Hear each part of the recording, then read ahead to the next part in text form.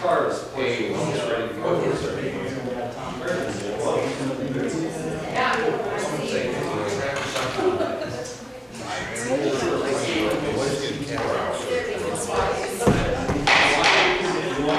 Welcome to our regular council meeting for May 20th, 2019. Please turn off your cell phones or other electronic devices. Can I have a roll call, please? Mrs. Shoup? Mr. Fitzgerald? Here. Mrs. Donello? Here. Mrs. Jenkins? Here. Mr. Augustine? Here. Mr. Fodor? Present. Mr. Hack? Here. Can I get a motion to excuse Christine? So moved. Second. All in favor? Aye. Opposed? Nice carry. General approval. Can I have a motion to approve the agenda? As submitted. I'll make that motion to approve the approval. I'll second. All in favor? Aye. Opposed? Nice carry. The invocation will be given by Nick. All by the pledge of allegiance, please stand. Heavenly One, we are fortunate to live in a place of freedom and plenty, and we thank you for those gifts.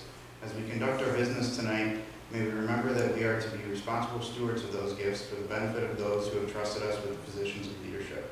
Amen. Amen. Pledge allegiance to the flag of the United States of America and to the republic for which it stands, one nation, under God, indivisible, with liberty and justice for all.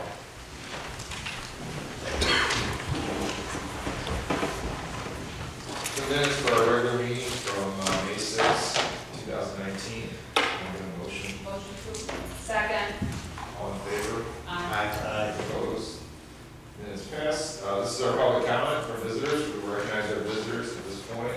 Please raise your hand if you wish to speak. When called upon, please use the podium. Clearly state your name and address into the microphone and limit your comments to 3 minutes. Although your dialogue must be conducted through me as president, although your comments and questions be addressed to the council, administration, and board.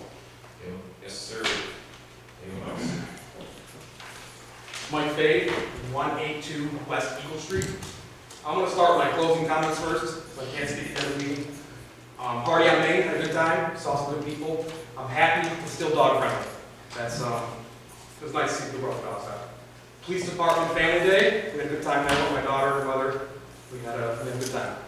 A couple questions. When will this meeting's video be posted? When will the May 6, 2019 minutes be available for reading? Why are meeting minutes and videos continually late to be posted? Why was the February 2019 Finance Committee meeting time not posted? When was the May 2019 Finance Committee agenda posted? And lastly, I'm worried about Hazel City's honesty, accuracy, and credibility. Thank you. All right, thank you. We'll get back to you. Yeah. Jason.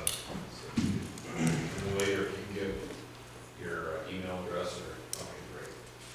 Community reports, economic development. That is me. The Economic Development Committee met on May 9th at 4 p.m. in courtroom number 2. Yes. And we reviewed the Economic Development Strategic Plan. I believe Kathy is going to be presenting that tonight. And as a whole, the committee agreed with the route that the strategic plan is taking. We talked about the opportunity zone marketing. We reviewed the marketing information that was put together for these areas. We discussed the interest that the department has received and the projects the department is making within that opportunity zone. And the committee council members commended Kathy on creating this opportunity zone investment area. And then we moved into executive session in accordance with ORC 121.228. And it was moved by me and seconded by Tom. And that's it for us. We adjourned at 5:45, and Kathy will give us more information later. Great. Finance. The Finance Committee Finance Committee met on May 13th, and we knew that the a lot of the conversations was centered around the water treatment plant. As you know, we're doing some major renovation down there with water intake. And so the three members, Christine Shute, myself, and Lori, we took a tour of the plant to see how things were currently going down there, bless you. And when we met on May 13th, we, again, bless you, reviewed the fact that the water infrastructure fee brings in about $1.2 million per year. The intake is going to cost a little bit more than first projected. And so out of that 1.2, about 800 to 850,000 is going to need to be used to pay that off in 20 years, which leaves about 350,000 for capital improvements.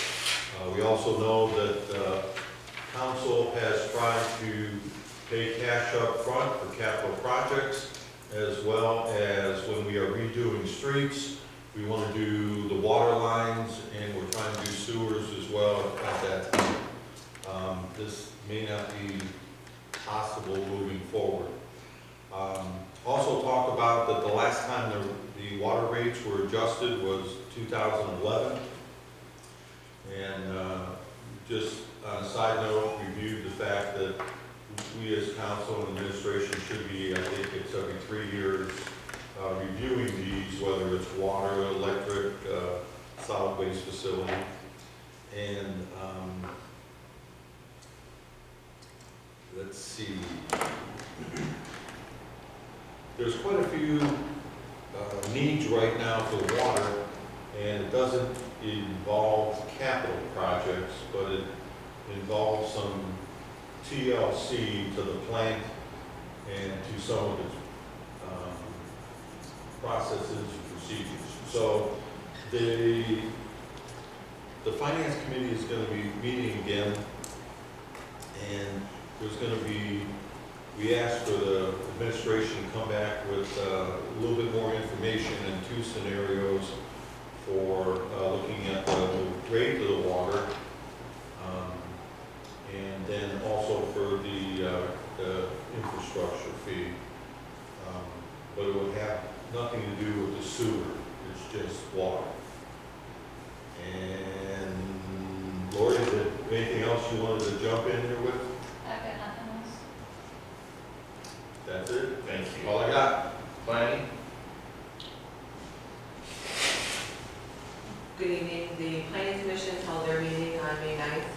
They heard a table matter, a conditional use permit for a telecommunications tower at 206 Chestnut Street. The matter was being reviewed by our law department because it received a tie vote. Information was sent out to the applicant today regarding the next steps for him to proceed. They also heard a rezoning application number 90-19 for property at 760 Oak Street, which received a favorable recommendation. There is a public hearing scheduled before City Council on June 17th. It's also the matter under your legislation as item number 1. Also, I know it's not on the agenda, but the BZA meeting met on Thursday, the 16th, May 16th. We had 2 variance requests that were heard. The first one that was tabled was requested to remain tabled. It was for variance at 596 Mill Street, and under the other tabled item was 768 East Erie. The applicant did not appear for the second meeting in a row, so the board dismissed the request without prejudice. Thank you. We have a civil service committee appointment. Civil service appointment. Sometimes it's hard to hear for us now. It's there. So on last week, council met with 2 applicants regarding the Civil Service Committee, and we recommended that Kathy Dean be appointed as the new Civil Service Committee member. And when you said that council met, I'm sorry, 3 members of council met. okay. So, Committee of Council. yes, committee. So we need a motion. My Now is there a motion? You want a motion to appoint Becky Second. I got a roll call, please. Yep. Mr. Fitzgerald? Yes. Mrs. Denali? Yes. Mrs. Jenkins? Yes. Mr. Augustine? Yes. Mr. Fodor? Yes. Mr. Hack? Yes. To congratulate her and give her a call tomorrow morning, let her know. Thank you very much. We'll move into legislation. If you wish to comment on legislation, you request to do so at this time. Those who make such requests will be called upon after the reading. Any dialogue must be conducted through me as president of council, although your comments or questions can be addressed to the council or administration or both. When called upon, please use the podium. Remember, clearly state your name and address into the microphone and limit your comments to 3 minutes. So we have ordinance number 1, ordinance number 2, and resolution number 3. We'll move into ordinance number 1, first reading. An ordinance amending the district map and the setback map referred to in section 1127.02 of the Painesville Code of 1998, rezoning permanent parcel number 15A008D000020 located at 760 Oak Street from an R1 single-family district to an M1 light industrial district to a B1 business residential district. Good evening, as noted in the committee update at the May 9th Planning Commission meeting, it was recommended that this permanent parcel number 15A-8D-2 located on Oak Street be rezoned from R1 single family and M1 light industrial district to a B1 business residential district. The owner of the property, which is Lake Geauga Recovery Centers Inc., has submitted a narrative describing the proposed future use of the property.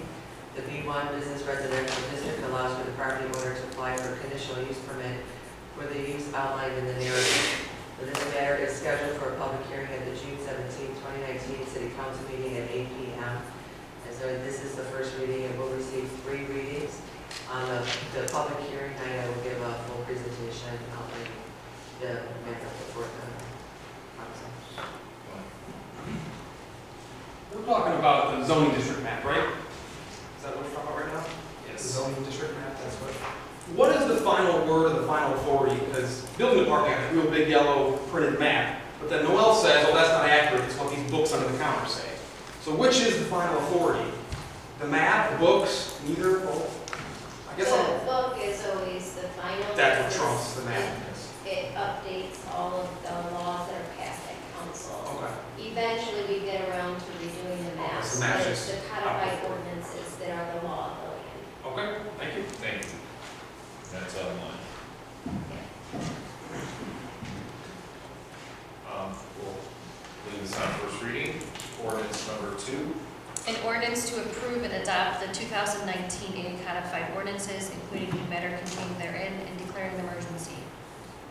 This is what you were just talking about, an update to the codified ordinances to remove the outdated ordinances and put the new ones in, and the departments have been notified and okayed. Any questions or? Make a motion, we'll leave it on first reading. Is there an urgency for this to pass? There is not an urgency. Then I suggest we leave it on, go on the second reading. Okay, resolution number 3, first reading. A resolution declaring the amount of taxes that may be increased by levy at the maximum rate authorized by law without a vote from the electors to be insufficient, and declaring the necessity to levy a 2.5 mil tax in excess of the 10 mil limitation for the purpose of hiring new officers, police capital expenses, police operating expenses, and police wages and benefits used directly in the operation of a police department for the city of Painesville, and declaring an emergency.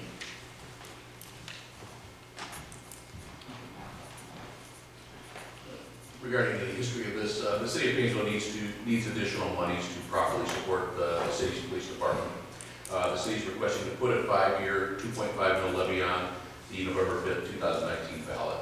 This legislation levy to go on the November 5th, 2019 ballot. This levy will allow the city to hire additional officers, pay for police vehicles, training, and give raises to the officers. The financing, this is a 2.5 mil levy that will generate $608,000 annually and will cost a person that owns a $100,000 home about $87.50 a year.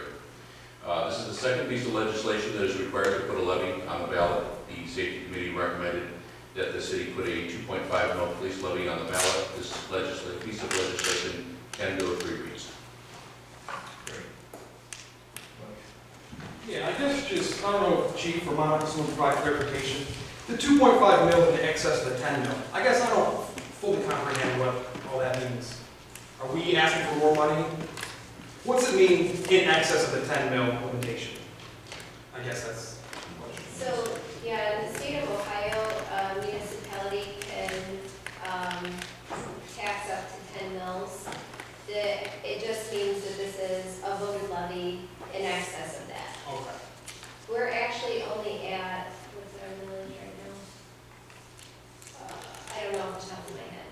But this would be a dedicated millage only used for police operations in capital. Yeah, I guess the part is, so if it was less than 10 mil, you wouldn't have to get approval? I guess that's Right, where so in excess of what I'm saying. I don't want to speak, Joe, but that's correct, right? Yeah, the city council can pass up to 10 mils. Anything above that has to go to village people. Okay, thank you. Yeah. We should leave this on first reading. Unfinished business, nuisance animals. I think that's Christine. That's a Christine thing. So maybe we should leave this to the next council meeting? And I did talk to a fellow, Dan Donaldson, who's in charge of the soil and water and for Lake County. He said there's a couple resources out in the state of Ohio that can help. And one of his issues that he had with it, he's also a former council person from Madison, but he said that the ticks that the deer bring in are, can be quite deadly. And that to promote feeding deer is probably not a good idea, but just because of that alone. But that's just something I wanted to mention. Well, I think what we're really looking at though is feeding animals, aren't we? Or feeding the deer. Right. Yeah. And then we're feeding animals, whether it's cats or deers or, I think it's a bigger issue. We talked about geese, we talked about right, feral cats. yes. So it's a bigger issue than just the deer. So the biggest issue from an implementation standpoint is how do we prove they're feeding the animal? Because a lot of deer eat out of bird feeders or squirrel feeders. And if we go to say you're getting ticketed for feeding the deer, how do we prove they're feeding the deer versus a squirrel or a bird? It's pretty difficult to implement such a thing. If they're singing to the deer. Right, And you just have to like like Snow catch White. them putting the corn in the deer's mouth to be able to prove that they're feeding the deer. Well, they might be feeding them to shoot. They might be feeding them residents feeding the deer. I think we talked a lot about nuisance, yeah. Yeah. Sorry, Jim. And then we did look into some of those state resources that you probably heard of. So ODNR does offer to do a study. What they would do is get in a helicopter, fly over during the winter, count the herds that are in Painesville, and kind of see where they're located, that kind of information. It's at minimum a $3,000 charge just for that service, and then they would write us a report on where to go from there. I can tell you in my prior life, every single city I've worked in, we've looked into deer. There are lots of options, none of them are good. The most humane, unfortunately, is either bow hunting or sniper. And I am not pro having my police department sniper deer in city limits. That's just my personal opinion. But this situation is unfortunate, but it's very hard to implement a law. Okay, we'll leave this on unfinished business. We have new business, none. Department presentation, economic development.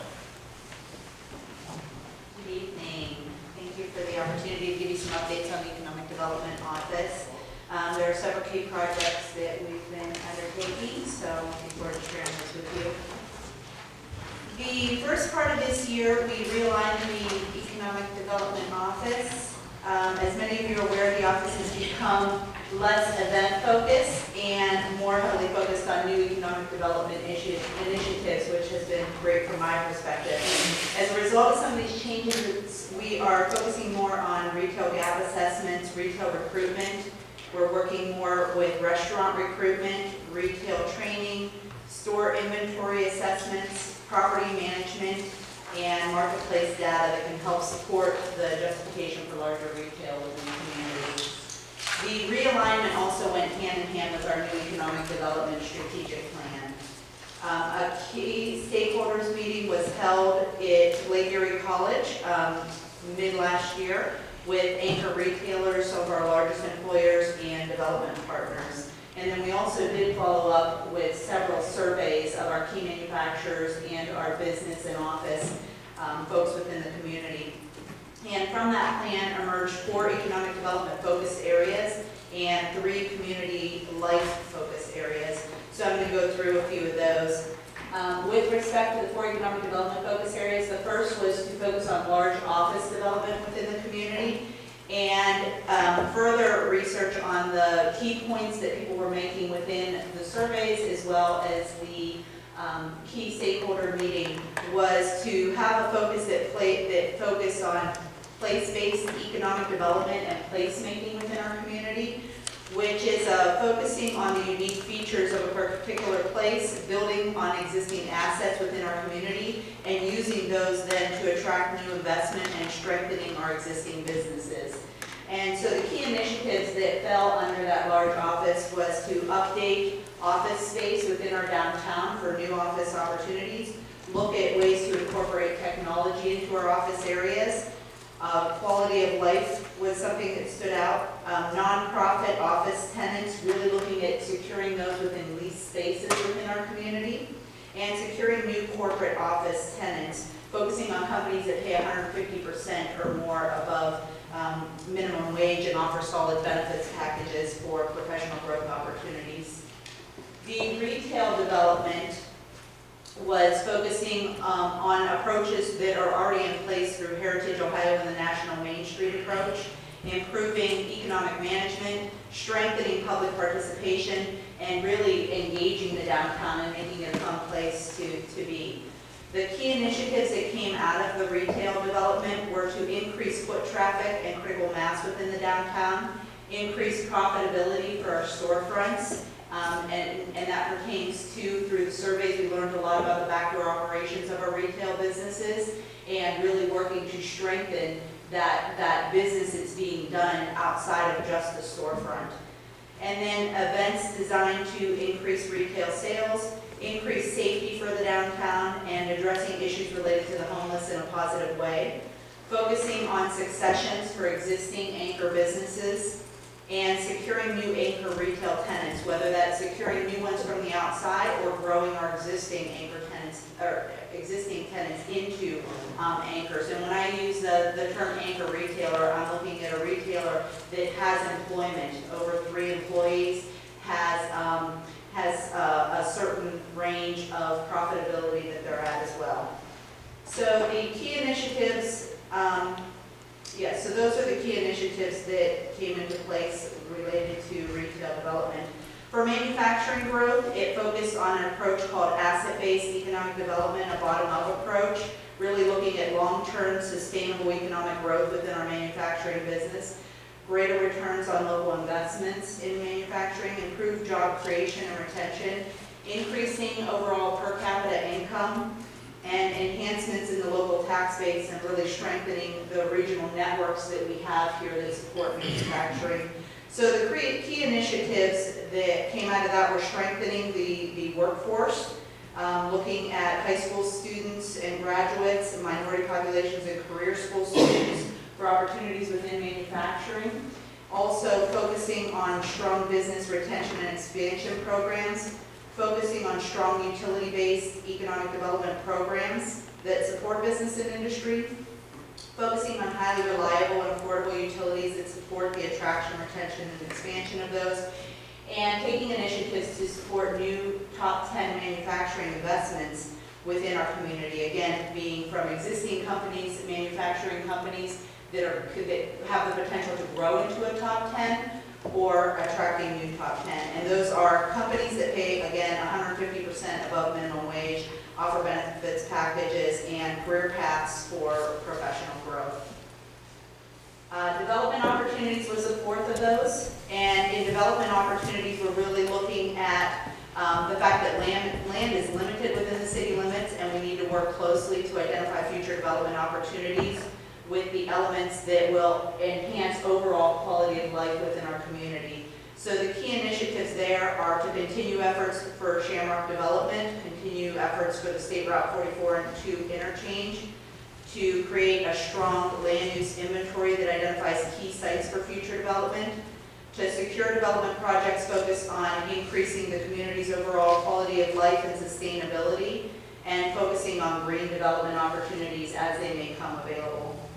And then the 3 community life focus areas that came out of the discussion points and the surveys were quality of life ranked high within that, and it was really identifying key programs that will increase life satisfaction, including everything from physical health, family, education, employment, wealth, safety, security, religion, and the environment. And it was very holistic in everyone's comments regarding that and how business and quality of life kind of tied together.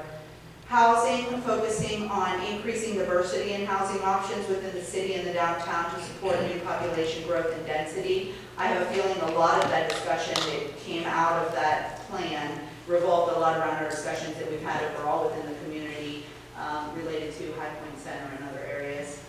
And historic-based and community-based tourism, and I know this is something that Lori's brought up many times over the years, but identifying key attractions within the community and identifying ways to engage visitors within those key attractions.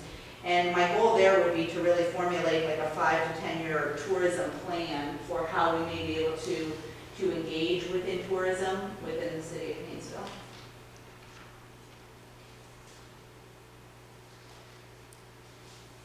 The next kind of project that I can talk about is the Opportunity Zone, as Katie mentioned. We've been focusing a lot of time on this Opportunity Zone. It's a new economic development tool that we were aggressive about seeking designation for, and we were successful in being awarded. This is an investment area defined by the federal government where new investments under certain conditions may be eligible for preferential tax treatment. And based on the calls that I've been receiving from investment funds, and actually my recent conversations with Doug Lewis and Christine Shoup, now that they're out of the Recon conference, really does show that people are talking a lot about what the opportunities are within these and how they may be able to put their investments into these funds that ultimately lead to projects within communities. So I would say that we have been very aggressive about identifying opportunities within our Opportunity Zone and marketing that. And I'm getting calls, all across the United States from people who are recognizing that. So our word is definitely getting out there, and it's definitely getting out there in the fact that we have ready-to-go projects as well. We've done a lot of work on some of our projects. So this is kind of the look and feel of some of the marketing that's been done. We're really looking creatively at spaces that we have within the city and marketing those to Opportunity Fund seekers. We're tying projects very closely to investors' interests, which include one of the primary things that folks are interested in these opportunity zones is the residential development that can occur within them. So projects that will attract both that residential development opportunity as well as the diversity of tenants and unique spaces that can creatively be used within buildings. So key sites that we're hoping to try to secure investment in within these opportunity zones are Victoria Place, the Chase Bank Building at 30 South Park Place, and the Chicago Title Building at 168 North St. Clair. We do have a number of other opportunities, but those are ones that I feel are very well situated for being able to utilize Opportunity Zone funding from investment firms. So this is just an example of how we're blending these projects to go after investments within the community. We're pairing various mixed uses with projects within buildings, and they're all focused around a very strong quality of life factor and strong daytime population. We're capitalizing on those assets that we have in place today to market these sites to investors, and as I said before, residential opportunities as well. So now I'll share with you just some updates on a couple ongoing projects. One is a relatively new one, but one that we talked about during budget time, which was our Richmond Street corridor enhancements. So we're working very closely on finishing up the details of a new Richmond Street corridor enhancement plan. Through that plan, we've been studying the history of focus within the city over Richmond Street over the last few years. We've also been looking at how the other plans incorporate Richmond Street, be it the Streetscape and Transportation Plan, the Downtown Master Plan, and the Downtown Gateway Enhancement Plan. We've also been collecting data on traffic counts, daytime population, and trade area to identify what targeted potential retail could go into this site. We've been looking at the street network to identify the patterns of traffic flow, and then going back and forth with brokers and retailers to identify what the popularity of street side preferences for those retailers. We've also been looking at overall gateway characteristics and how we may be able to exemplify those gateway characteristics. So this picture was one of my favorite because I've never looked at the Richmond Street Bridge that way, and I thought, man, that bridge has some cool elements to it. So that's what we're trying to identify now is, are there cool elements on Richmond Street? Maybe there are, maybe there aren't, and if there aren't, well, can we make some? You know, kind of what are some of the areas that we can look at a little bit more closely?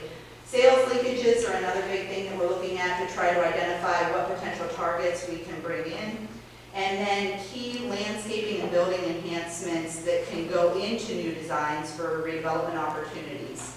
And then overall, we're doing a lot with our environmental assessments on the street to identify any potential challenges that we may have for redevelopment of some of those core sites that we're marketing. And as I said, targeting retail attraction there. Work on that whole Mexican restaurant that's on Richmond, the doors are falling in. Yeah, there's a lot of properties that we're disconnected with, and that's one of them. You know, he's taken that property over quite a while ago, and nothing's really been done there. So, you know, we've got a couple challenges in different areas. BP, obviously, is another one that we're continuing to work with as well to try to encourage movement on those sites. And so that really plays into a lot of what we're talking about here is a public-private partnership on some of these core sites within Richmond Street and how we can work together to enhance and beautify this as a gateway into our downtown and really connect the coming off of Route 2 into the beautiful Veterans Park when you come down.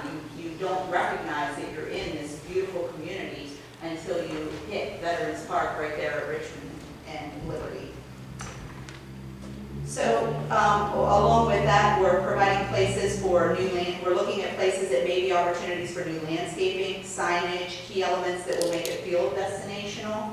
We're looking to overall, through the streetscape plan and some of these other plans that are already in place, soften and green the street area, create a safer feel with more lighting tied to new site development and having more inviting space. So Lynn and I have been working very closely to determine what are the key elements that we want to see in Richmond Street and incorporating those into those plans.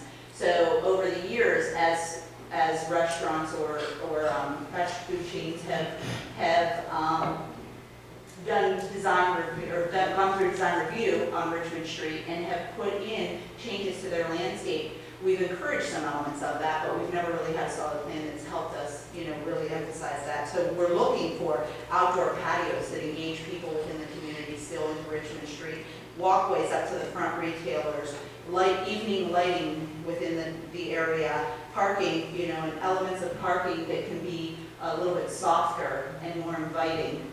And finding other elements within the construction of these buildings that will complement what's happening down in Veterans Park and within the downtown. So really picking on key elements like brick and like cornerstone elements that you would see within Richmond or within the historic area.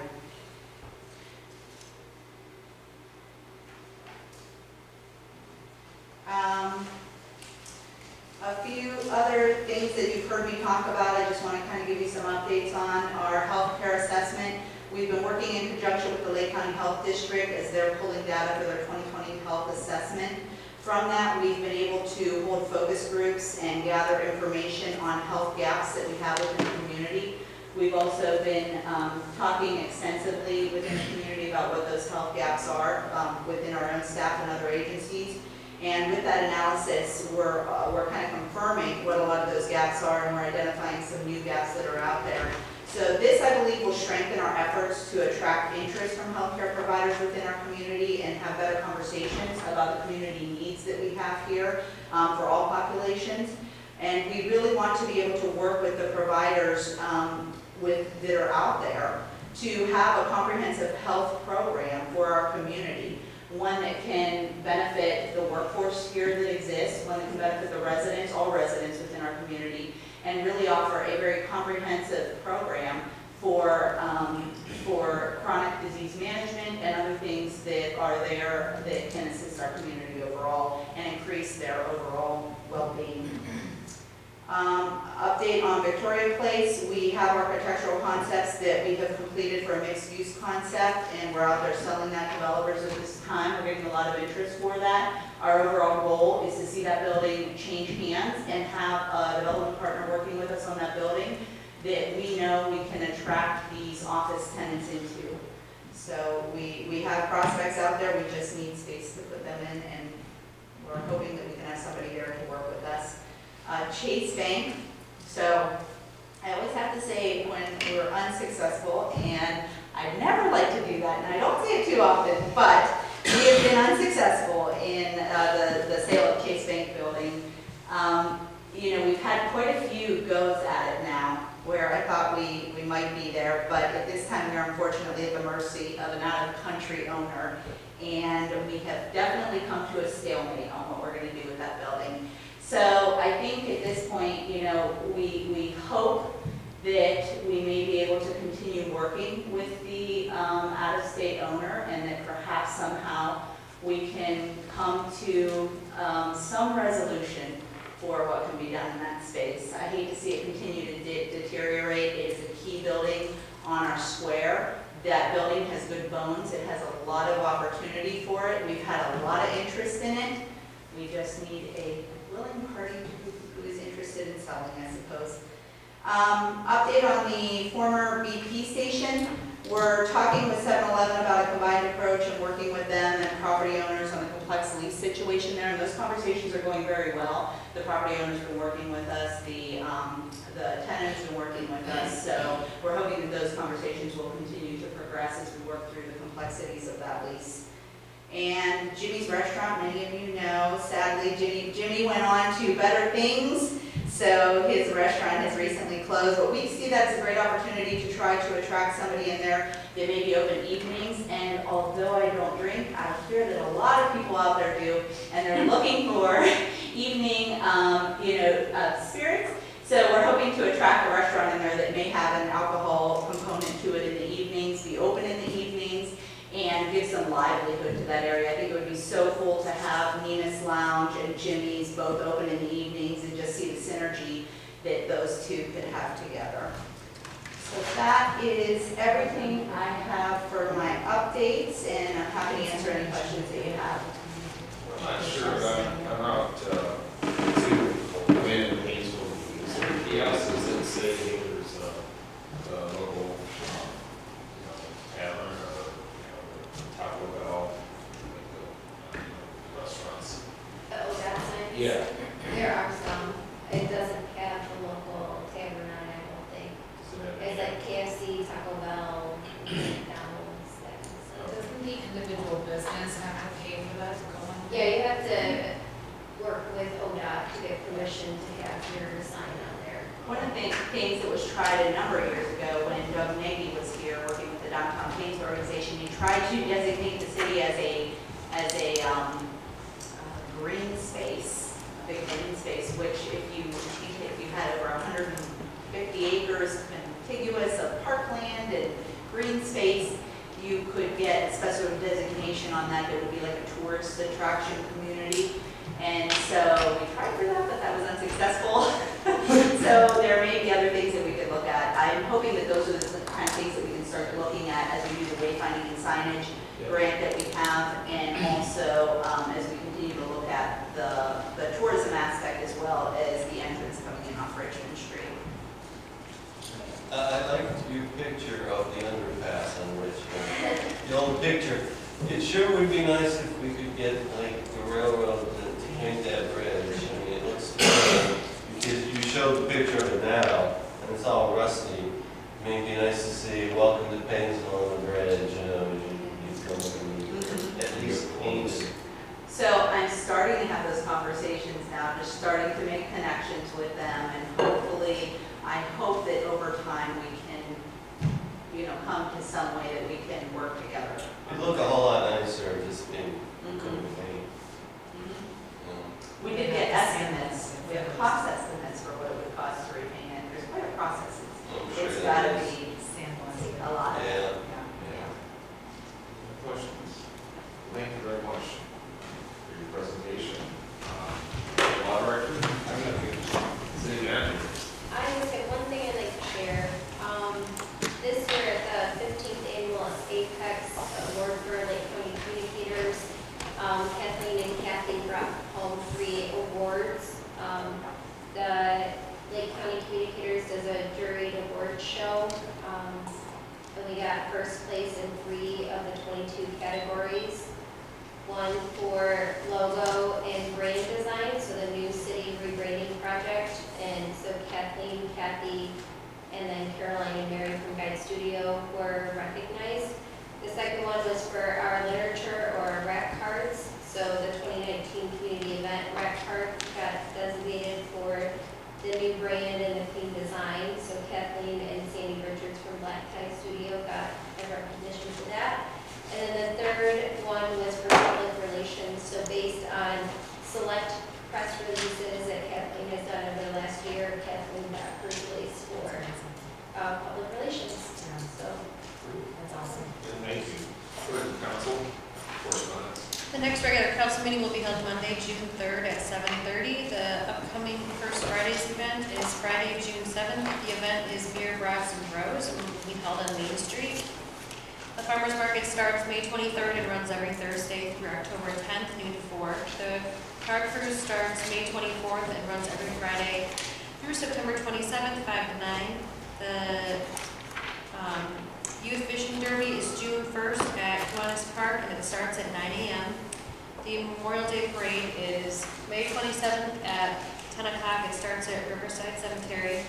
There is a seminar being held June 5th, 5 to 8 p.m. at Holden University Center of Lakeland for residents interested in running for office. Thank you. Closing comments? Nick?